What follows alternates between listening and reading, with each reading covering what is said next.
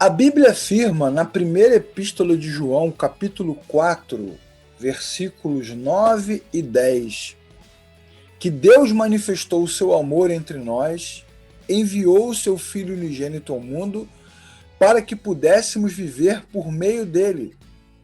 E nisso consiste o amor. Preste atenção no que eu vou dizer agora. Nisso consiste o amor. Não em que nós tenhamos amado a Deus, mas em que ele nos amou e enviou seu Filho como propiciação pelos nossos pecados. Tá vendo? De novo a pergunta, a mesma pergunta do vídeo anterior. O que foi que aconteceu na cruz? O que foi que aconteceu, professora Daniele? Já falamos que aconteceu a expiação.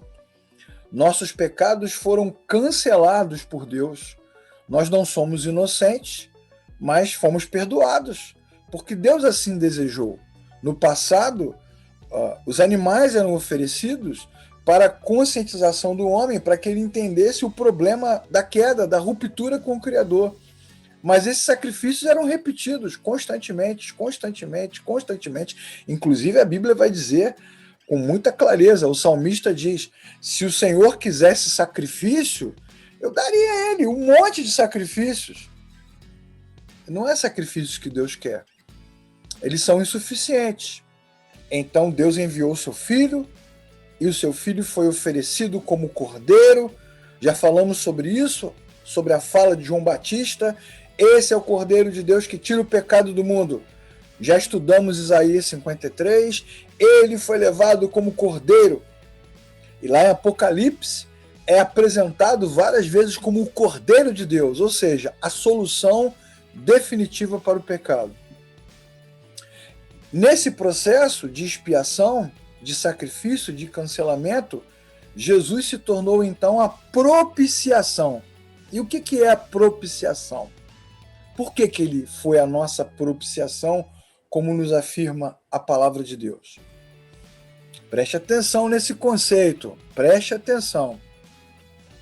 Na antiguidade, no passado, os povos, as civilizações, tinham muitos deuses.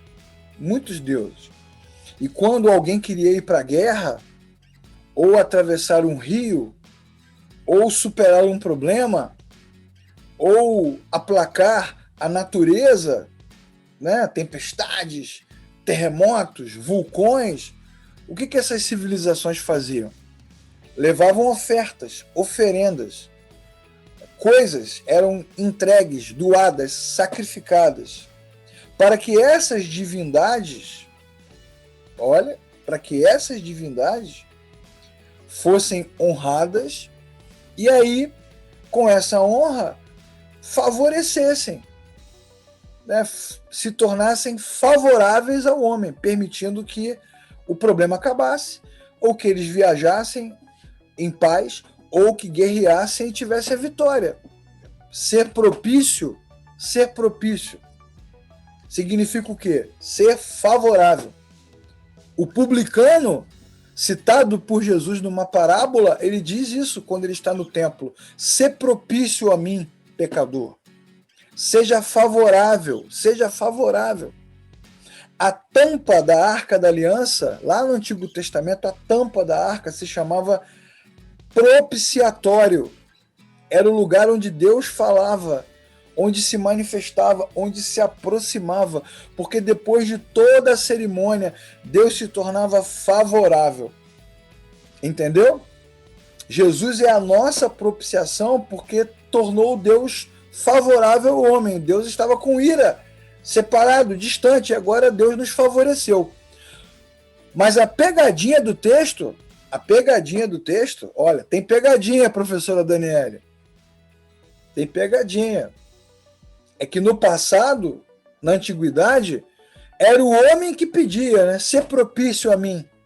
Era o homem que solicitava, era o homem que levava a oferta e pedia à sua divindade, ao Criador, que fosse propício a ele.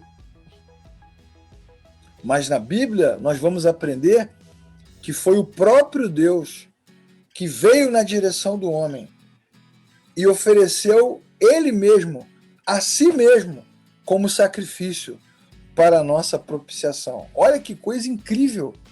Não é o homem que se tornou hábil, se tornou melhor e fez com que Deus ficasse favorável. Não, foi o próprio Deus que se tornou favorável ao homem. E agora, todo aquele que crê tem acesso ao Senhor, todo aquele que crê tem a vida eterna, como diz a palavra de Deus. A todos quanto receberam, deu-lhes o poder de serem chamados filhos de Deus. Por causa de Jesus, o homem e a mulher que crê tem acesso aberto, ilimitado ao Criador para todo sempre.